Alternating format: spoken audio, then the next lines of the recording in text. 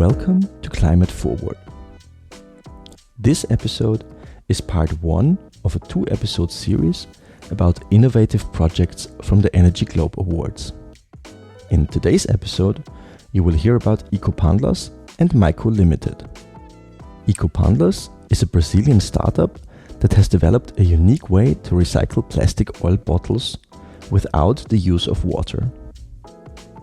Myco Limited is a startup from the Czech Republic that grows compostable packaging from mycelium.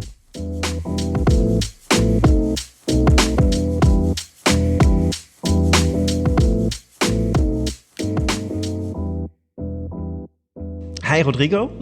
Hi, Mansur. How are you? I'm good. Thank you very much. Thanks for taking the time to talk to me today. We are here at the Energy Globe Award, the Global Award today, and it's something quite special because with your project, you won the award. Could you tell us a little bit about in which category you won and also 2 or 3 words about the project? Thank you for this moment and to explain what we do. So we are a recycling company that invented a way of recycling the bottles, the lubricant oil bottles, without using water. So it's a very special technology that we have all the mechanic and the process that we can get back the oil. So we do not make any residue from this process. So we can have all the plastic back from the lubricant oil bottles. So we can shred and become a new oil bottle. And also we take out all the oil that we can also sell for a second generation oil. So it's 100% clean, 100% without using water, and 100% with no residue. Okay, that sounds quite exciting. And maybe just to explain, when you say lubricating oil, this is basically the oil that I pour into my car, for example, right? Perfect, motor oil. So the point is that all those lubricant oils, we're talking about only in Brazil, 1 billion of bottles that are put in the market each year. And only one bottle can contaminate 2,000 liters of water. So it's very aggressive to the environment. And that's why we are in the water category here at the Energy Globe. Okay, that sounds very good. So first of all, I think this is a really quite innovative solution. I know not too much, but just a little bit about recycling. And I know that zero waste recycling is quite a big challenge, especially when you have such persistent contaminants like oil. I know you cannot go too much into details because it's probably proprietary and protected technology, but just to recap, you are able to completely recycle the bottle, no residues, nothing gets thrown away, and also the oil gets recovered. Yes, let's go on what I can tell you. So we can detach the residue of oil that is inside the bottles, the lubricant bottles, and detach from the plastic. That's the technology, what the technology does. So once it's detached, it's good oil. It's a regular oil that we can bring back. We already, since we started our operation, we recycled more than 500 tons of plastic bottles and recovered more than 17,000 liters of oil. So when you detach, you can have the 2 products, let's say, the plastic that can be shredded and become a new material for new bottle, and the oil that can be sold as well. Are you restrained to any particular types of plastic, or let me ask in a different way? Are oil bottles one single type of plastic that's used for them, caps and everything? Okay, so the main plastic that we recycle that is made of that makes the lubricant oil bottles are HDPE, so the hard polyethylene. We also can use for polypropylene, so the PP, and we already addressed the technology for PET bottles, so we can do with ink buckets. We can do for personal care bottles like shampoo, conditioning, and also kitchen oil that comes on PET. So we already tested but it's not on the running. We are running with 100% the lubricant oil bottles, but we can drive our technology to other difficult and contaminated material that usually in Brazil we have 60% going to landfill and 40% going to dam sites. So when it goes to dam site, it's contaminated all over, and those are a product that really has contaminated chemistry and material that can be very harmful for human being. And the point is that Brazil still recycle only 2.1% of everything that is collected. So we are very far away from European rates and some other places in the world. That's why we think that our technology is so unique to a Brazilian company, to a place that recycles nothing, but it can be used and licensed all over the world, because recycling lubricant oil is very, very, very tough everywhere. Yeah, and I can imagine, everywhere there's cars being driven, so there is incredible amounts of lubricant bottles used every year. Yes, and even in electric cars, you have the wheel oil and other kinds of oil that are being used. So it's going to be here. The lubricant oils are going to be here for a long time. One final question I would like to have, or maybe it's not the final one, but... So today you're here to receive the Energy Globe Award, the Global Award, but I know that there has been a path that's leading up to that. Yes, Can you quickly talk about that? Sure. We are one of the finalists on the water, so there are 3 finalists. So we would be very glad to win, but we are already very honored to be here. That's already a prize, I would say, and we have a long period on that, because last year we participate on the national. And we won the national the Energy Global Award from Brazil, but didn't make the global to be here. So this year we won the national, and we were voted to be here at the global. So we're very glad to be here. It's very honored for us to show. I think it's a moment. It's a very special moment that we can show our true colors, let's say like that. So show our technology. So how can we make real change for the world? Well, Rodrigo, then thank you very much. I think this is very, very exciting. I wish you the best of luck, not only for today, but also beyond that, because I think this is exactly the kind of technology and innovation that we need to move forward, to become more sustainable and to reduce our environmental impact. Thank you very much. Thank you very much, Mansour. It was an honor to be here with you. This was Rodrigo from Panplas. The second interview today is with David from Myco from the Czech Republic, a startup that's producing packaging material from mycelium. Hi, David. Hello. Thank you very much for joining me today. We're here at the Energy Globe Awards, the Global Awards, and I know your project is nominated. Maybe you can first introduce what it is that you do. What is your project? What is your innovation? Okay, hello again. My name is David Minatik, and we came here with a project called Myco, or Myco, how we call it. And it's actually, we produce a mycelium-based packaging material, which is not really, we are not unique in producing this kind of material. Our uniqueness is in effectivity of producing such a material. We are really working on make this material industrialized and make the mass production of material to have an impact on market with a single-use plastic packaging material. For people that are not familiar with mycelium and these things, basically, what is your product used for? I mean, what is it that you make? Yeah, we do let's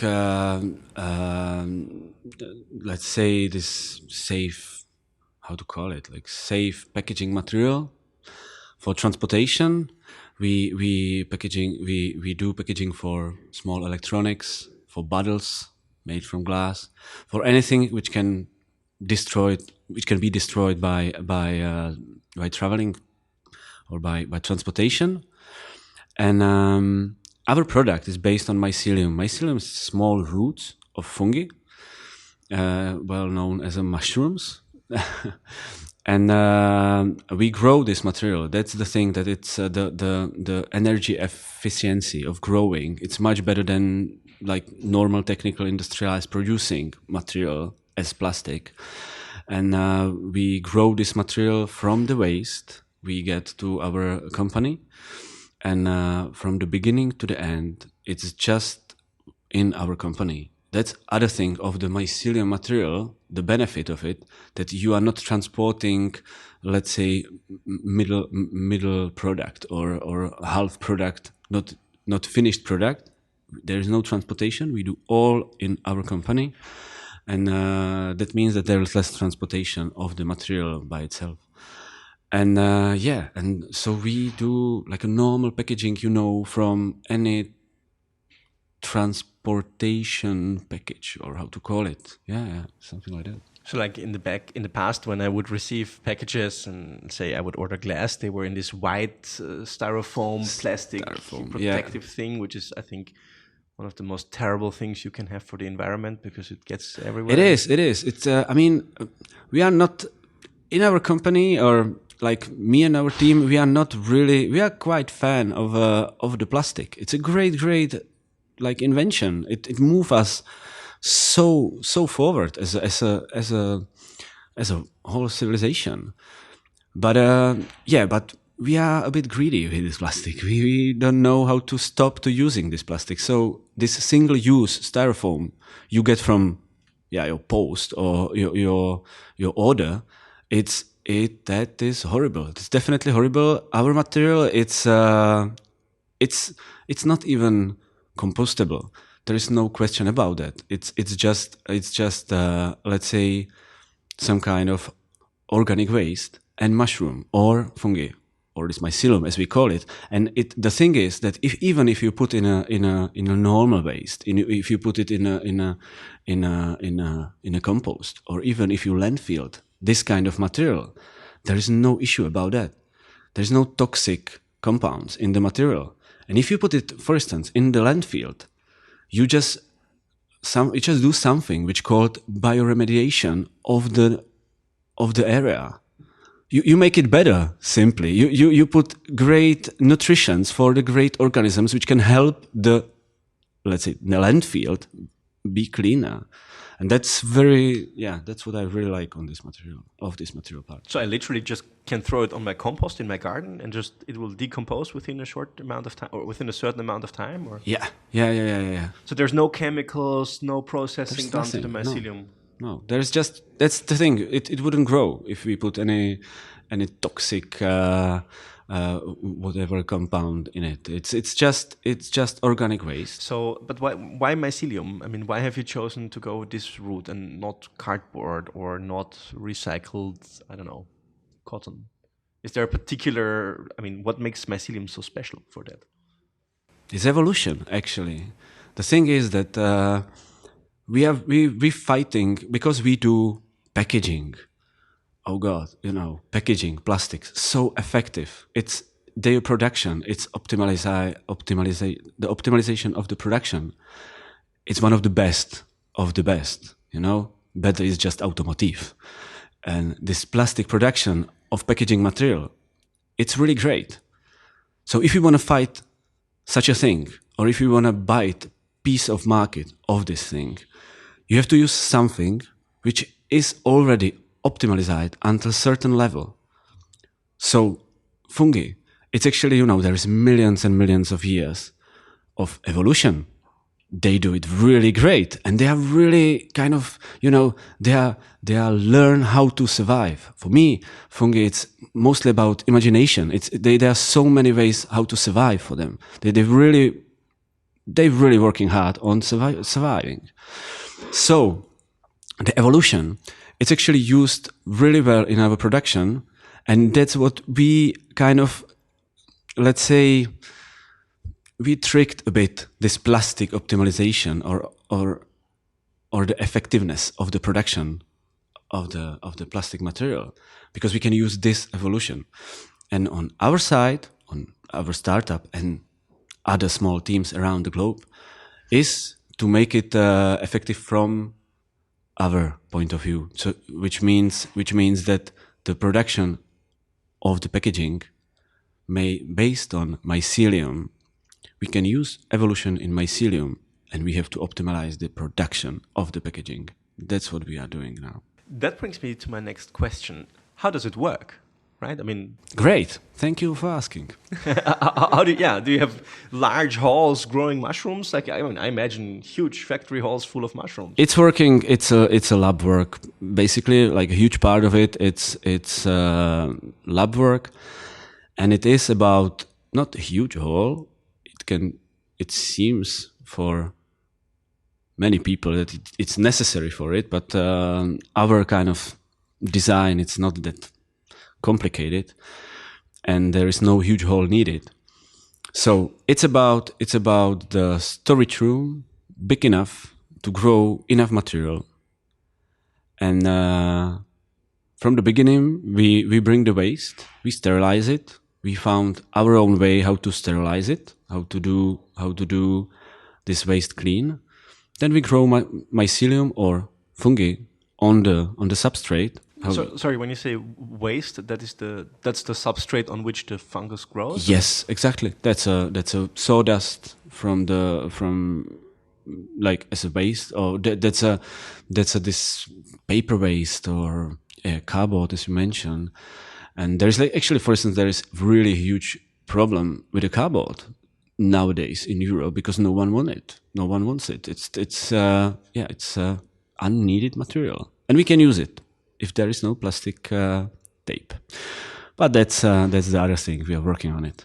But so we use the waste. We grow mushrooms on it, and then this magic voila hoogie boogie, some kind of really nice shaping, which we kind of keep in our company because that's our know-how. That's we are a bit in advance contra our competitors, and then we kind of grow. There's like a final growing of the product. So, and then we kind of inactivate the fungus in the product, and voila, there is a packaging. So there is a lot of growing. That's the thing. So it grows into the wanted shape already, or somehow, yeah. I understand that you can't disclose it, but this is, I mean, that I find very fascinating. Yeah, you can use molds like our competitors, or you can use something else, as we do. And that's the thing, because there is it's more effective, and you don't need so many plastic molds to produce this ecological material. You have to definitely whatever. But yeah, that's our know-how to do it without plastic. So that's the differentiator, that you have this know-how how to put it into the right form for packaging without using a lot of or any plastic molds. There is some, but there is not that many that it can to produce the series. Yeah. Maybe to further the discussion here a little bit. I mean, for such an idea to grow bigger, it has to also work on scale, right? I mean, how big is the production at the moment? Oh, it's pretty small actually. We're a startup from South Moravian. It's a region in Czech Republic. We are a production startup. We are doing ecological product. It's horrible, to be honest, actually, because because that's actually really like to do production. It's so different than do any fintech or IT solutions, because you bring really ugly product to your investors and say like, hey guys, this is brilliant. This is the future. And those guys think like, oh man, it's horrible. That's really Jesus. It looks so. You can keep it and go away. It's fungi and say, okay, yeah, shit. Go away, please. So you kind of make it a bit better looking shape, and you go to the other guy and say like, hey guy, but look, that's this. We already prove it. Huh? It looks better, aesthetic. So there is so much, it's horrible to have production and produce ecological kind of organic solution, right? But for now, we are working on the line, which is going to be. It's about automatization of the production. It's about like low energy sterilization of the substrate, that's what we are working on now, and it's going to be like a big step forward for us to finish this line, which is like we already ordered the machines. We just have to connect it and next step is multiplying of the simple solutions. The concept. Yeah. Well, it sounds like, it sounds like a very exciting journey, but it also sounds like a strenuous journey. And I know that when you want to start a company or you do a startup, it takes a lot of energy. So you better have an excellent motivation, a very good personal motivation to do it. What is your story? Why did you do this? My story, it's one of the best motivation I can probably get. Actually, my university, it's a Royal Danish Kunst Academy. I was quite okay painter, and I'm still, hopefully, is quite okay painter. Still I am. But our second kid, actually, I all my life I'm nerd. Hunting information. I'm maybe the unique person who really reading PhDs. I really do read those researches, and it's really interested me. And I really feel that there is so much energy and so much research put in in those works, that it's kind of worth it to read it. And I liked it. After our first kid with my wife, I already worked with fungi, kind of hobby grower and hobbyist as a mycologist. But our second kid, there was when she came, she was very, very sick. She fight for her life for almost a year, and we kind of, and when you stand in those surgeries or hospitals, and you stand in the corner, and you are kind of useless. You are just there to be afraid of everything, and I was in this point, like my wife was taking care of her, I was taking care of our oldest son, I was a lone parent, and I was. On the other hand, I cannot sleep. That's something I have all my life. I cannot sleep. I sleep like 5 or 4 hours a day, and that's all I can give it to sleep. So I cannot sleep. So when you cannot sleep, your kid is dying, literally. You are pretty. It's unique situation. You really go mad, or you have really found something you can do. For me, because I'm this nerd guy, I found, okay, I need to study something. I need to put my brain somewhere and use it. Better use it than just think about the scenarios which can happen. So each night I clean our bathroom and I start working with the fungi, because my daughter, in that point, we haven't been sure if she will survive, but if she will survive, then there was some kind of problems she will definitely face in the future. One of those problems was a glaucoma. It's a problem with the eyes, and I found in my previous research that there is some great mushrooms who can help with this glaucoma. So I found, okay, I'm going to grow those mushrooms, and I'm going to do it now. Because it's about to find something to do. It's always about something. You have to find something to do. You cannot stand in this corner, be scared, and don't do anything. So okay, I cleaned up the bathroom and I started growing mushrooms. Then, because I'm artist and I really love material world somehow, I found that I can do, from the rest of the growing, I can do some material, some shapes and some stuff. So I start kind of making research about it and producing this material. Then I talked to co-founder of our project that, hey, look, it's a brilliant material. It can be anything.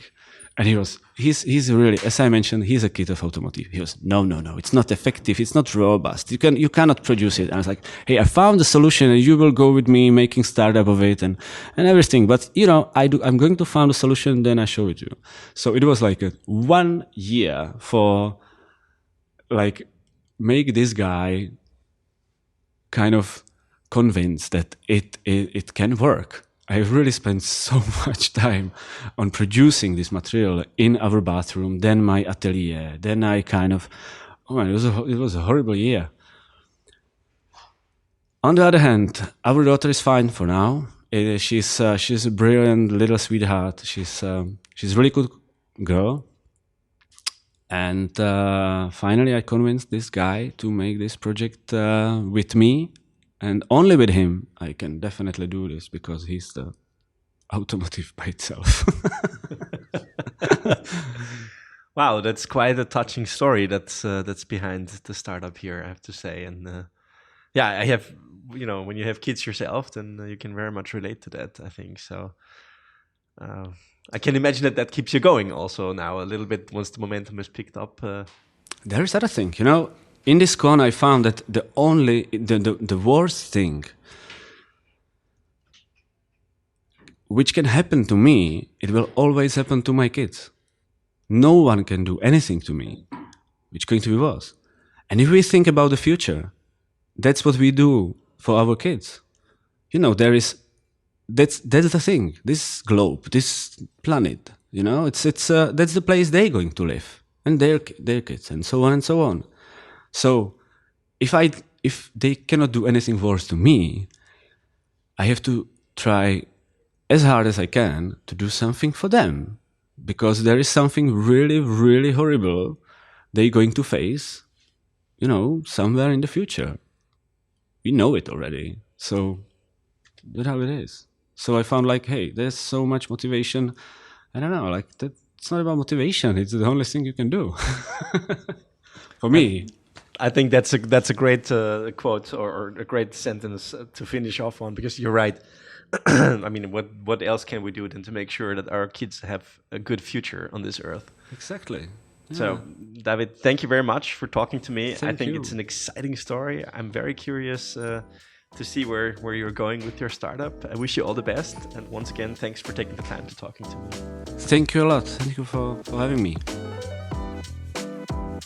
This was Climate Forward with Rodrigo from Panplas and David from Myco.